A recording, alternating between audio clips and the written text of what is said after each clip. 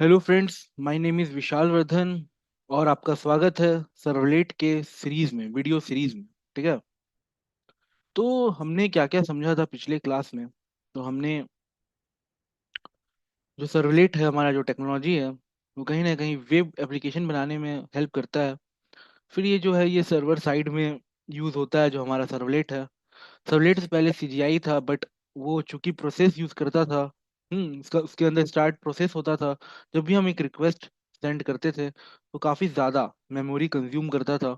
But जो हमारा servlet है, ठीक है, जो हमारा सर्वलेट है वो कहीं ना कहीं थ्रेड का मदद लेता है। थ्रेड स्टार्ट होता है और थ्रेड चूंकि मेमोरी शेयर करता है, तो जिसके वजह से कहीं ना कहीं आप कह सकते हो कि यहाँ पे मेमोरी कंज्यूम कम हो रहा है और कहीं ना कहीं कॉस्ट ऑफ कम्युनिकेशन भी कम हो रहा है। फिर हमने ये डायग्राम को देखा था। ठीक है, यहाँ से रिक्वेस्ट जा रहा है सर्वर की तरफ, और कहीं ना कहीं ये जो आप सर्वर देख रहे हैं ना, इसी के अंदर कहीं ना कहीं हमारा वेब कंपोनेंट पड़ा हुआ रहता है। सर्वर के अंदर कंटेनर होता है और कंटेनर के अंदर वेब कंपोनेंट पड़ा हुआ रहता है, जो हमारा सर्वलेट जेएसपी है। और कहीं ना कहीं कंटेनर जो होता है वो मैनेज करता है। ठीक है। तो ये चीज हमने समझा कि ये सारा चीज एक रन टाइम पर होता है। ठीक है, हर चीज एक रन टाइम पर होता है।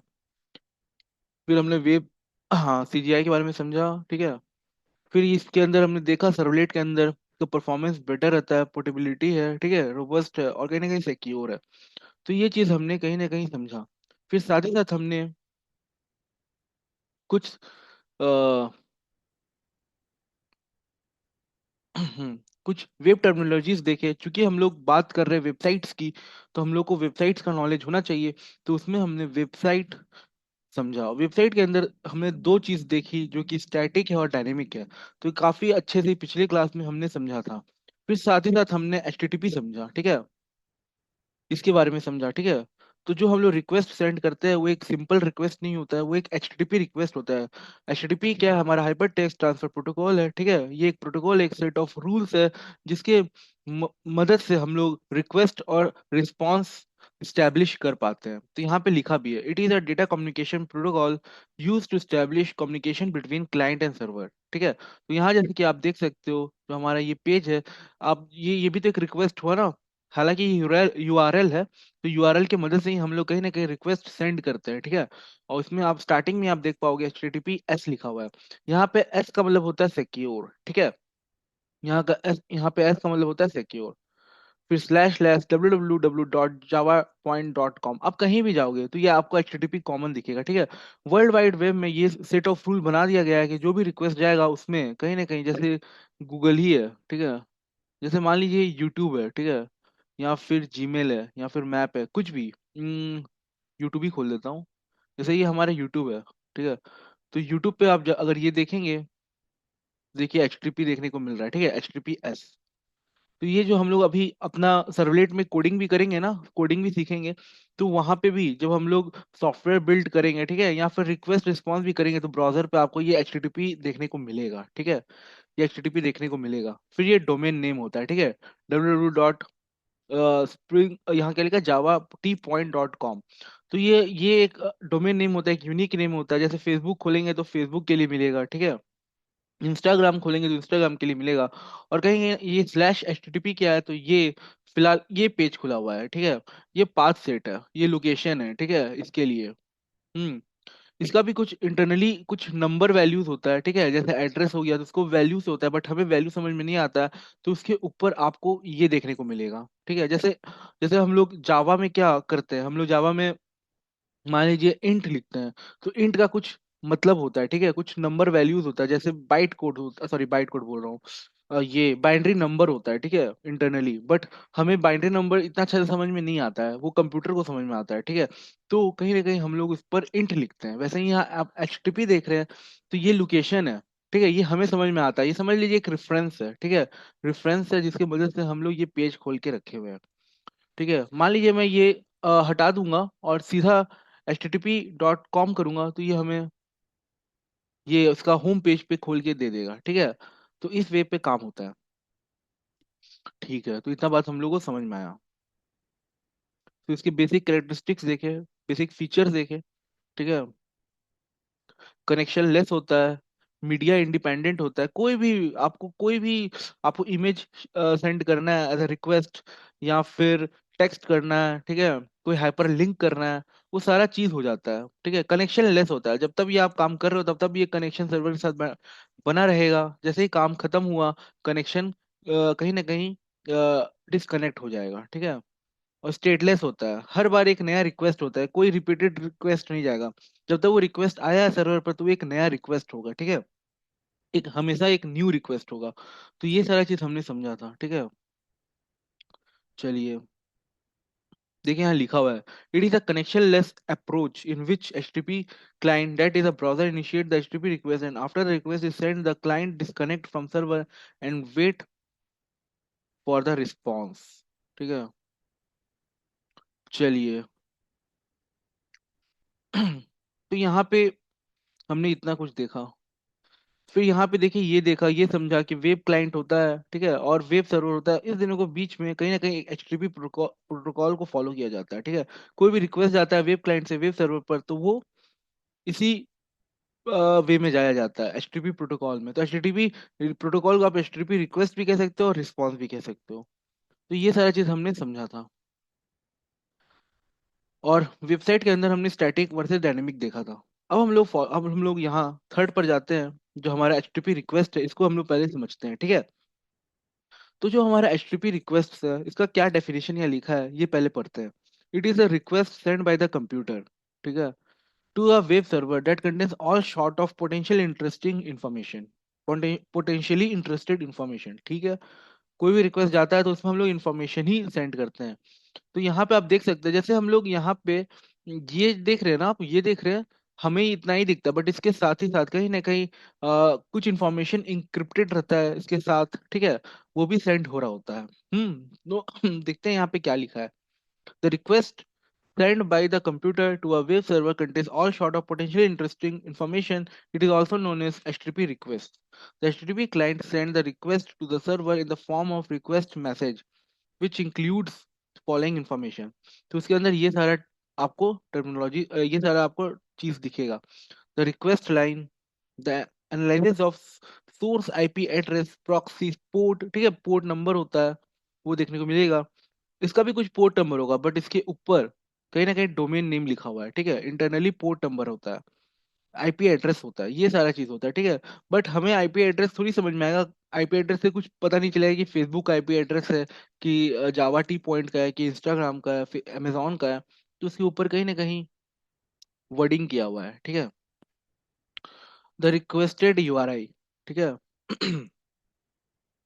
URI के अंदर ही URL होता है, ठीक है। तो ये हमारा एक URI है, बट इसको हम लोग URL कह रहे हैं, ठीक है। URI जो होता है वो हमें समझ में नहीं आता, ठीक है, वो नंबर्स के फॉर्म में होता है, बट URL समझ में आता है। तो URI के अंदर ही URL होता है।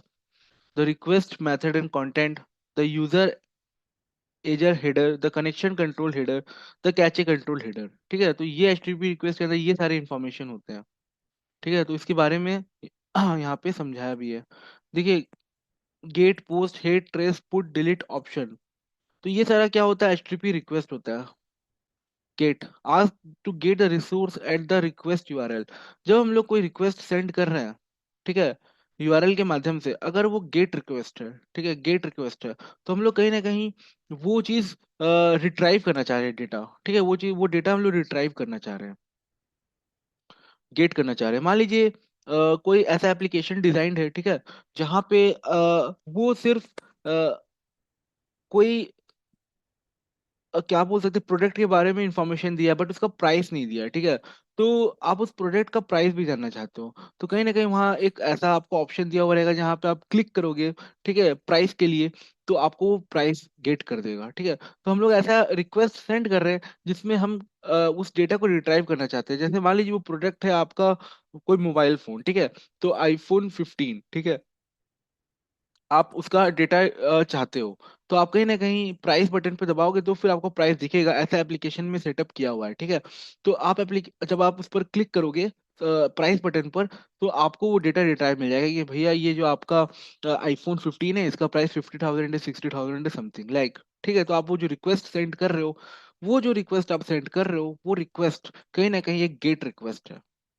फिर एक दूसरा आपको देखने को मिलेगा, ask the server to accept the body info attached, it is like get request with extra info sent with the request. देखिए पोस्ट में क्या होता है ना, पोस्ट में हम लोग कहीं ना कहीं, पोस्ट में कहीं ना कहीं हम लोग कुछ सेंड कर रहे होते हैं इन्फॉर्मेशन, एक्स्ट्रा इन्फॉर्मेशन, ठीक है। गेट में नहीं कर रहे होते, गेट में बस हम लोग को जानना होता है, डेटा रिट्राइव करना होता है, बट जो पोस्ट होता है उसमें कहीं ना कहीं हम लोग एक रिक्वेस्ट सेंड कर रहे हैं, तो उसके साथ आपको एक बॉडी इन्फो अटैच भी देखने को मिलेगा। जैसे फॉर एग्जाम्पल आप फेसबुक पर हो और आपको एक फोटो पोस्ट करना है, ठीक है।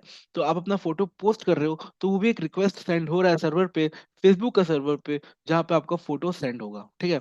वो फोटो सेंड होगा तो उसको हम लोग कहते हैं पोस्ट रिक्वेस्ट, क्योंकि उस यूआरएल में जो आप सेंड कर रहे हो, ठीक है, वो एक एचटीटीपी रिक्वेस्ट है जो कि एक पोस्ट रिक्वेस्ट है। वो आप जो सेंड कर रहे हो वो कहीं ना कहीं यूआरएल के साथ साथ आपका डेटा जो आप पोस्ट करना चाह रहे हो, ठीक है, जैसे फेसबुक का फोटो आप पोस्ट करना चाह रहे हो, तो फोटो भी साथ में जाएगा सर्वर पे, ठीक है। और कहीं, और अगर ये वैलिड फोटो है या फिर जितना इसका एमबी होना चाहिए जिसमें ये फोटो पोस्ट हो जाए, वो सब अगर सही है तो सर्वर प्रोसेस करेगा और कहीं ना कहीं आपके डेटाबेस, जो आपका फेसबुक का डेटाबेस है, वहां पे जाके आपका फोटो को पोस्ट कर देगा, ठीक है। फिर आप वो फोटो देख पाओगे, ठीक है। वैसे ही हेड है, ट्रेस है, पुट है, डिलीट है, ठीक है। तो इसमें इंपॉर्टेंट आपका ये पुट और डिलीट है, तो ये दोनों समझाता हूँ मैं। जैसे पुट है, says to put the enclose info at the requested URL, इसमें भी इसमें भी कहीं ना कहीं इन्फो साथ में जाएगा, ठीक है। इसमें भी इन्फो साथ में जाएगा, ये यूआरएल अगर आप सेंड करोगे एज अ पुट, ठीक है, पुट रिक्वेस्ट करोगे, तो इसमें भी आपका जो डेटा है वो कहीं ना कहीं फेसबुक पर जाएगा। बट आप अपडेट करना चाह रहे हो, जो मान लीजिए आपने कोई फोटो डाला, वो फोटो आपको नहीं डालना था, तो उस फोटो को आपको अपडेट करना है, तो आप कहीं ना कहीं ये रिक्वेस्ट अगर आप सेंड करते हो, ठीक है, अपने ब्राउजर से, फेसबुक के ब्राउजर से, तो ये जो रिक्वेस्ट जाएगा वो एक यूआरएल रिक्वेस्ट होगा, एक एचटीटीपी रिक्वेस्ट होगा। और कहीं ना कहीं आपका फोटो अपडेट हो जाएगा। और वैसे ही यहाँ डिलीट है, says to delete the resource at the requested URL, यहाँ पे कोई इन्फॉर्मेशन नहीं जाएगा, बस वो वो आईडी जाएगा, ठीक है, आईडी जाएगा, एक यूनिक आईडी जाएगा जो आप डिलीट करना चाहते हो। हर फोटो का एक यूनिक आईडी होगा, ठीक है। तो वो उस आईडी के साथ ये एचटीटीपी रिक्वेस्ट सेंड होगा सर्वर पे फेसबुक का, और वो फोटो को डिलीट कर देगा, ठीक है। हर, जैसे आप मान लीजिए अमेजोन पे ही काम कर रहे हो, ठीक है, अमेजोन पे ही आप एज ए यूजर हो, तो आपको फोटो, सॉरी, फोटो बोल रहा हूँ, कोई प्रोडक्ट आप परचेज करना चाहते हो, ठीक है, तो वो उसका कुछ नाम होगा, बट उसका कुछ एक्चुअल यूनिक आईडी होगा, जिससे हम लोग उस प्रोडक्ट को हम लोग पता कर पाएंगे कि ये प्रोडक्ट वो है। मतलब फॉर एग्जांपल दो प्रोडक्ट हो सकता है ना, दोनों सेम प्रोडक्ट हो सकता है, बट दोनों प्रोडक्ट जो सेलर है वो डिफरेंट हो सकते हैं, तो दोनों के लिए डिफरेंट आईडी होना चाहिए, ठीक है। ये एक यूनिक आईडी होना चाहिए। तो वो यूनिक आईडी, इसीलिए हर प्रोडक्ट का एक यूनिक आईडी होता है, ठीक है। और उसी आईडी की मदद से हम लोग कहीं ना कहीं डिलीट कर पाते हैं, ठीक है। तो ये सारा डिलीट, पुट, पोस्ट, गेट में आपको समझाया हूँ, ठीक है, इसी का ज्यादा यूज होता है, तो ये चारों में समझाया हूँ, ठीक है। ये हमारा एचटीटीपी रिक्वेस्ट है, ठीक है। फिर इसके बाद हम लोग का आता है गेट वर्सेस पोस्ट। अभी इन दोनों का डिफरेंस क्या है ये समझते हैं, ठीक है। गेट और पोस्ट का डिफरेंस समझते हैं, आइए इधर देखते हैं। देखिए, there are many difference between get and post, let's see this difference. तो यहाँ पे इन्होंने डिफरेंस बताया। सबसे पहला डिफरेंस देखते हैं। In case of get request only limited amount of data can be sent because data is sent in header, ठीक है। In case of post request large amount of data can be sent because the data is sent in body. तो दोस्तों जैसे यहाँ पे पहले ही difference कह रहा है, देखिए, हम लोग गेट से भी पोस्ट का काम कर सकते हैं और पोस्ट से भी गेट का काम कर सकते हैं सर्वलेट में।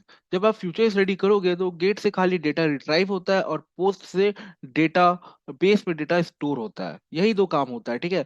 बट हम लोग गेट से भी पोस्ट का काम कर सकते हैं सर्वलेट में, पोस्ट से गेट का काम कर सकते हैं। बट जनरली जो गेट होता है ना, वो कहीं ना कहीं डेटा को रिट्राइव करने के काम आता है। आपको कोई ब्राउजर से डेटा को सेंड करने का जरूरत नहीं है, आपको डेटाबेस से डेटा निकालना है, ठीक है, और ब्राउजर पे शो करा देना है, ठीक है। तो उसके लिए क्या होता है, उसके लिए ये होता है कि आप गेट के साथ जाए, क्योंकि जो गेट होता है, देखिए यहाँ लिखा है डेटा सेंड इन हेडर।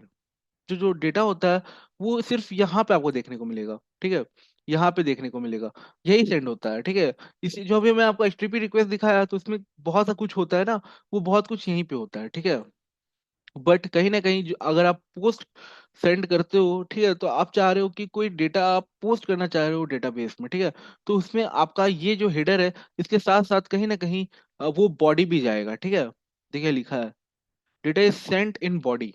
कहीं ना कहीं कोई इन्फॉर्मेशन, एक्स्ट्रा इन्फॉर्मेशन होगा जो आप पोस्ट करना चाह रहे हो, तो वो उसके लिए पोस्ट होता है। इसीलिए यहाँ पे हम लोग को लिख के दिया हुआ है कि limited amount of data send होता है, ठीक है, और यहाँ पे larger amount of data send होता है। फिर यहाँ लिखा है gate request is not secured because data is exposed in URL bar. ये जो हमारा यूआरएल बार है, यहाँ पे कहीं ना कहीं जो डेटा जो आप गेट कर रहे हो, यहाँ पे इंफॉर्मेशन आपको दिखेगा, ठीक है, तो सिक्योर्ड नहीं होता है। जैसे मान लीजिए मान लीजिए आप कोई पर्टिकुलर डेटा गेट करना चाह रहे हो जिसका आईडी 1 है, ठीक है, तो आप यहाँ आईडी 1 सेंड करोगे तो उसका आईडी यहाँ शो हो जाएगा, ठीक है। जो हम लोग प्रैक्टिकली करेंगे तो ये चीज देखने को मिलेगा। मान लीजिए कोई मोबाइल फोन है, ठीक है, कोई मोबाइल फोन है, वो आप क्या करना चाह रहे हो, गेट करना चाह रहे हो, ठीक है। तो वो जब आप गेट करोगे तो उस मोबाइल का जो एक्स्ट्रा इन्फॉर्मेशन है वो यहाँ शो हो जाएगा, ठीक है। क्योंकि देखता हूँ मैं एक बार अमेजोन में देखता हूँ ये चीज दिखाना पॉसिबल है कि नहीं। जैसे ये अमेजोन है, shop online on at Amazon India, ठीक है। तो मान लीजिए मैं यहाँ आया और यहाँ पे मैं कोई प्रोडक्ट जैसे पहले सर्च करता हूँ, यहाँ मैं कर देता हूँ सर्च मोबाइल, ठीक है, मोबाइल। तो यहाँ में मोबाइल का देखने को मिलेगा, जैसे मैं इस पर क्लिक किया, इसके बारे में मैं जानना चाह रहा हूँ, ठीक है। तो यहाँ आपको बहुत सारा इन्फॉर्मेशन देखने को मिल रहा होगा क्वेरी फॉर्म में। यहाँ जनरली जो होता है वो की वैल्यू पेयर को फॉलो किया होता है, ठीक है। तो ये देखिए क्वेश्चन मार्क, CRID, ठीक है, इसका जो आईडी है ये है, ठीक है, आईडी ये है, तो ऐसे करके यहाँ पे सब कुछ बताया हुआ है, एक्स्ट्रा इन्फॉर्मेशन दिया हुआ है। इसको हाइड करने का ऐसा ऐसा जरूरत भी नहीं पड़ता है, ठीक है। तो काफी इन्फॉर्मेशन दिया है। एक्चुअली इतना ज्यादा क्यों है, क्योंकि बड़े लेवल पर ये प्रोजेक्ट है, ठीक है, वर्ल्ड वाइड यहाँ पे यूज किया जा रहा है, दुनिया का हर एक आदमी अमेजोन यूज कर रहा है, इसीलिए यहाँ बहुत सारी इन्फॉर्मेशन दिया है। PSC इक्वल टू 1 है, ठीक है, CSD इक्वल टू इतना है। तो पूरा डेटा आपको यहाँ पे देखने को मिलेगा। एस प्रीफिक्स क्या है, ठीक है, एंड भी लगाया है, फिर QID क्या है, ठीक है, कीवर्ड्स क्या है, देखिए कीवर्ड्स यहाँ पे देखने को मिल रहा है। ये इसका कीवर्ड जो है ये मोबाइल है, ठीक है। तो ये जो मैं सर्च किया मोबाइल, ये इसका कीवर्ड है, ठीक है। तो ये सारा चीज आपको यहाँ देखने को मिलेगा, ठीक है। तो इसको हाइड करने का ऐसा जरूरत भी नहीं होता है, बट कभी कभी ऐसा सिचुएशन आ जाता है कि हमें गेट भी करना है और डेटा भी शो नहीं करना है, ठीक है, हेडर पे। तो उस केस में ये सिक्योर नहीं होता है, ठीक है। तो वही चीज यहाँ लिखा है, gate request is not secured because data is exposed in URL bar. फिर आता है gate request can be book marked but post request can not be book marked, ठीक है। फिर यहाँ पे आ रहा है gate request is idempotent, it means second request will be ignored until response of the first request is delivered, ठीक है। तो यहाँ पे इसका मीनिंग लिखा है, देखिए इसका मीनिंग लिखा है, जो सेकेंड रिक्वेस्ट इग्नोर होगा अंटिल जो रिस्पॉन्स है फर्स्ट रिक्वेस्ट का मिल नहीं जाता, ठीक है। जैसे मान लीजिए आप मल्टी थ्रेडिंग पढ़े थे, ठीक है, कोर जावा में, तो वहां पे क्या होता था जब हम लोग सिंक्रोनाइज कर देते थे, सबसे पहले पहला रिक्वेस्ट का ही रिस्पॉन्स आएगा, पहले पूरा उसका जो टास्क है वो कंप्लीट हो जाएगा, तब सेकंड टास्क पर जाएगा। लेकिन अगर वो एसिंक्रोनस है, उसको सिंक्रोनस नहीं किए हैं, तो कहीं ना कहीं दोनों टास्क पैरेलली चलेगा, ठीक है। तो गेट रिक्वेस्ट में क्या किया गया है ना, कहीं ना कहीं सिंक्रोनस कीवर्ड का इस्तेमाल किया गया है, जिससे जब तक पहला रिक्वेस्ट हैंडल पूरी तरीके से नहीं हो जाता, तब तक सेकेंड रिक्वेस्ट नहीं आ सकता है, ठीक है। उसका पहला रिक्वेस्ट का रिस्पॉन्स नहीं आता है, ठीक है, तो सेकेंड रिक्वेस्ट फिर नहीं आएगा, ठीक है, उसको इग्नोर किया जाएगा। आ भी गया है तो उसको इग्नोर किया जाएगा जब तक पहला रिक्वेस्ट नहीं किया जाता, एकदम वो मल्टी थ्रेडिंग वाला ही कॉन्सेप्ट इसमें लगाया हुआ है, ठीक है। फिर यहाँ पे ये लिख दिया है कि नॉन इडेम्पोटेंट, ठीक है, ये जिसका इसका जो भी प्रोनाउंसिएशन होगा देख लीजिएगा। फिर आता है gate request is more efficient and use more than post, post से ज्यादा इसको यूज किया जाता है और ये लेस एफिशिएंट होता है, ठीक है। लेस एफिशिएंट क्यों हुआ, क्योंकि इसमें कहीं ना कहीं बॉडी भी अटैच्ड है ना, एक्स्ट्रा इन्फॉर्मेशन है। तो अपने आप ये लेस एफिशिएंट हो जाएगा। और ये थोड़ा फास्ट भी होता है, ठीक है, गेट जो हमारा है वो थोड़ा फास्ट होता है। तो ये दो चीज आप समझ पा रहे होंगे। फिर यहाँ the two common method for the request response between a server and a client are gate, it requests the data from a specified resource, it submits the processed data to a specified resource। तो यहाँ एकदम वही चीज लिखा है जो मैं आपको समझाया हूँ, ये रिक्वेस्ट कर रहा है डेटा कोई स्पेसिफाइड रिसोर्स से, और ये सबमिट कर रहा है एक प्रोसेस डेटा कोई एक स्पेसिफाइड रिसोर्स में, ठीक है। तो ये मेथड भी है, ठीक है।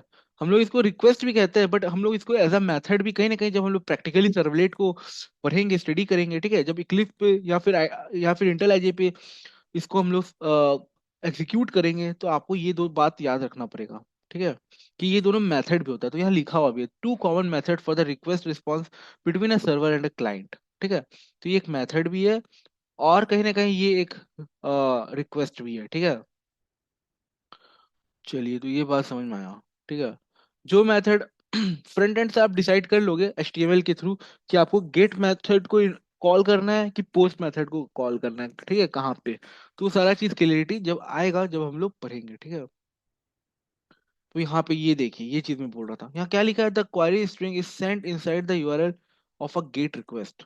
The query string is sent inside a URL of a get request. तो अगर आप कोई डेटा को एज अ गेट रिक्वेस्ट आप सेंड कर रहे हो, ठीक है, तो गेट रिक्वेस्ट आप जैसे सेंड कर रहे हो ना, तो उसको हैंडल गेट मेथड करेगा, ठीक है। अगर आप पोस्ट के थ्रू कर रहे हो, ठीक है, पोस्ट के थ्रू कर रहे हो, तो पोस्ट मेथड हैंडल करेगा। अगर आप मान लीजिए post as a request send कर रहे हो और चाह रहे हो कि गेट हैंडल करे, तो ऐसा नहीं होगा, वहां पे एरर आ जाएगा, ठीक है। आपको ब्राउजर पे एरर देखने को मिलेगा।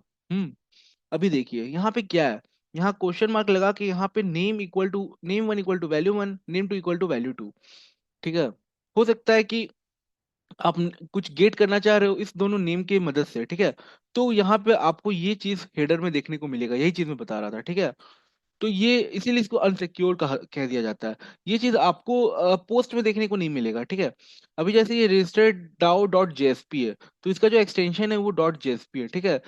गेट स्लैश गेट से ये बताना चाह रहा है कि ये गेट रिक्वेस्ट है, ठीक है। हमें यहाँ थोड़ी देखने को मिल रहा है, यहाँ पे हमें देखने को मिल रहा है https://www.java-t-point.com। बट ये क्या किए हैं, ये सिंपली इसको पूरा को बोल रहे हैं ये गेट रिक्वेस्ट है, ठीक है। ये पूरा को बोल रहे हैं गेट रिक्वेस्ट है। तो गेट रिक्वेस्ट में जो हमारा डेटा होता है, जो इन्फॉर्मेशन होता है, वो एक्सपोज्ड होता है। तो यहाँ पे आप देख सकते हैं ये वैल्यू दिख रहा है, ठीक है। जब हम लोग करेंगे तो आपको बहुत अच्छे से समझ में आएगा। As we know, the data is sent to the request header. In case of GET request, it is the default request type. Let's see what the information is sent to the server. मान लीजिए आप कोई specific अपने HTML page पे देखिए, चूंकि हमारा जो सर्वलेट है वो सर्वर साइड है, बट जो रिक्वेस्ट आता है वो ब्राउजर से आता है, तो हम लोग थोड़ा बहुत HTML पर भी काम करेंगे, ठीक है। तो जब हम लोग HTML में जब फॉर्म क्रिएट करते हैं ना, उसके माध्यम से हम लोग कहीं ना कहीं रिक्वेस्ट सेंड करते हैं। कुछ इन्फॉर्मेशन जो भी सेंड करना होता है करते हैं। तो जो फॉर्म में है ना, हम लोग को अलग से एट्रीब्यूट दे के बताना पड़ता है कि पोस्ट मेथड है कि गेट मेथड है। अगर हमने ऐसा नहीं बताया, तो बाय डिफॉल्ट उसको गेट मेथड ही माना जाता है, ठीक है। गेट मेथड ही माना जाता है। तो यहाँ पे आप देख सकते हो the HTTP method, the request header, path to the server of web server, parameters to web server, protocol HTTP browser support।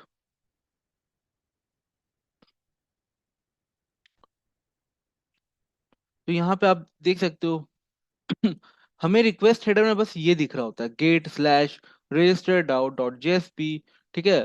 तो इसको ये टोटल नहीं, बट यहाँ से यहाँ जो लिखा है इसको हम लोग path to the source on web server कह दिए हैं।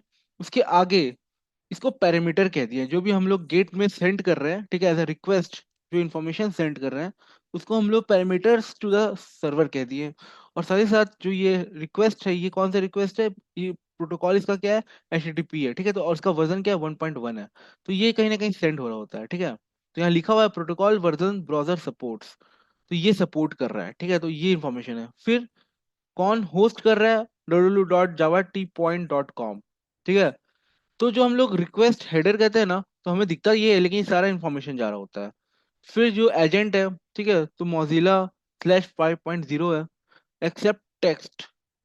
कौन कौन सा टेक्स्ट है इसमें, XML है, HTML है, ठीक है, प्लेन है, इमेज है, ये सारा चीज जा रहा है, ठीक है, JPG फॉर्म में जा रहा है। तो टेक्स्ट जो है वो XML है, टेक्स्ट जो है वो HTML है, टेक्स्ट जो है वो प्लेन है, और जो इमेज है वो JPEG है, ठीक है। तो ये है। अभी जैसे ये XML है, तो इसका एक्सटेंशन भी डॉट XML होगा। ये है तो डॉट HTML होगा, ठीक है। प्लेन का पता नहीं, सिंपली लगता है टीएक्सटी होगा, ठीक है, डॉट टीएक्सटी होगा। और जेपीजी का डॉट जेपीजी होगा, जैसे पीएनजी होता है, ठीक है, बहुत सारे होते हैं। लैंग्वेज है वो इंग्लिश यूएस है और सिंपली इंग्लिश है। तो यहाँ एक्सेप्ट इंकोडिंग जो है वो जी जिप है और डिफलेट है। चार सेट है ये है, ठीक है। Keep alive 300, connection keep alive, ठीक है। तो ये सारा इंफॉर्मेशन है। चलिए, तो इतना बात हमें अभी समझ में आया। फिर कुछ other features of get request आ रहे हैं। It remains in the browser history, it can be bookmarked, it can be cached, cache, ठीक है। It have length restriction, it should never be used when dealing with sensitive data, it should only be used for retrieving the data. यहाँ भी बता रहा है कि जो data है वो हमें जो रिट्राइव करना है उसी में यूज होना चाहिए।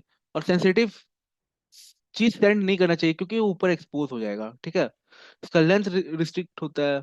बुक मार्क कर सकते हो, बुक मार्क करने से क्या होगा, वो इन्फॉर्मेशन आप फिर से गेट कर लोगे। कैचे करने से क्या होता है, जो क्वेरी है उसको रिपीटेडली उस क्वेरी को लिखना नहीं पड़ेगा, कहीं ना कैचे रहता है, ठीक है। और कहीं ना कहीं ब्राउजर हिस्ट्री में आप देख सकते हो, ठीक है। कैचे से मतलब कि इसमें कहीं ना कहीं कुछ इन्फॉर्मेशन बचा हुआ रहेगा, जैसे क्वेरी फॉर्म में रहेगा, ठीक है। तो उसको यूज करके आप जो रिपीटेड क्वेरी बार बार लिखना पड़ रहा था उससे आप बच जाओगे, ठीक है। तो कैचे कहीं ना कहीं यहाँ पे मदद कर रहा है। फिर यहाँ पे जो पोस्ट रिक्वेस्ट है उसकी उसका एनाटॉमी देख लेते हैं, ठीक है। The query string is sent in HTTP message body for a post request, ठीक है। तो यहाँ पे ये देखिए, पोस्ट एक पोस्ट रिक्वेस्ट है, ठीक है। एचटीटीपी प्रोटोकॉल वर्जन जो ये ब्राउजर सपोर्ट कर रहा है वो ये है HTTP/1.1। और यहाँ पे आप ये नहीं देख पा रहे जो जो आप गेट में देख पा रहे थे, ठीक है। गेट में आपको ये देखने को मिल रहा था question mark user review and password जो जावा है, ठीक है। तो ये चीज हम यहाँ पे नहीं होगा, तो यहाँ पे सिक्योर्ड होता है, ठीक है, एक्सपोज नहीं होता डेटा, ठीक है। जो होस्ट है वो ये है, जावा टी पॉइंट है, ठीक है।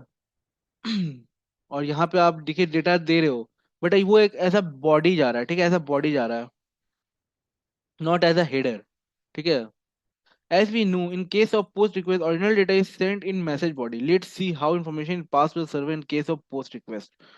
तो ये जो हमारा पोस्ट रिक्वेस्ट एकदम सेम है, बस यहाँ एक ही डिफरेंस आ जाता है। यहाँ पे जो है, जो हमारा एक्स्ट्रा इन्फॉर्मेशन था जो यहाँ पे शो हो जा रहा था पोस्ट में शो नहीं होगा, ठीक है। पोस्ट में शो नहीं होगा, ये हाइड हो गया है, ठीक है। बाकी जो होस्ट है, यूजर एजेंट है, एक्सेप्ट क्या कर रहा है, लैंग्वेज क्या है, इंकोडिंग क्या है इसका, कारसेट क्या है, ठीक है, कारसेट क्या है, कीप अलाइव क्या है, और कनेक्शन क्या चीज पर बैठा हुआ है। और हाँ, यहाँ पे देखिए मैसेज बॉडी इसी में जा रहा है। तो जो होस्ट से लेके और यूजर तक है ये हाइड रहता है, ठीक है, ये हाइड रहता है। तो इसको इसी में डाल दिया है, ठीक है। रिक्वेस्ट हेडर में ही डाल दिया है, ठीक है। और ये मैसेज बॉडी है।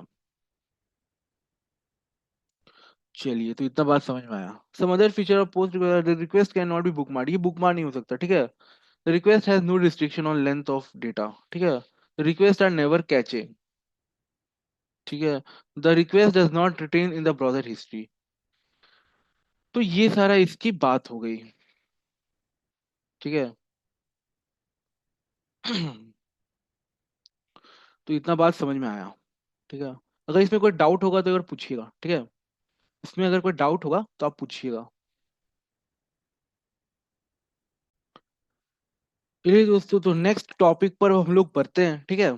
साथ ही साथ दोस्तों, यहाँ पे जो इन्फॉर्मेशन लिखा हुआ है, जैसे कनेक्शन हो गया, कीप अलाइव हो गया, एक्सेप्ट कार सेट हो गया, एक्सेप्ट इंकोडिंग हो गया, ठीक है। ये सारे इन्फॉर्मेशंस आप एक बार अपने से रिसर्च करके कलेक्ट कर लीजिएगा क्या इसका मीनिंग है, और मेरे कमेंट बॉक्स में लिख दीजिएगा, ठीक है। चलिए।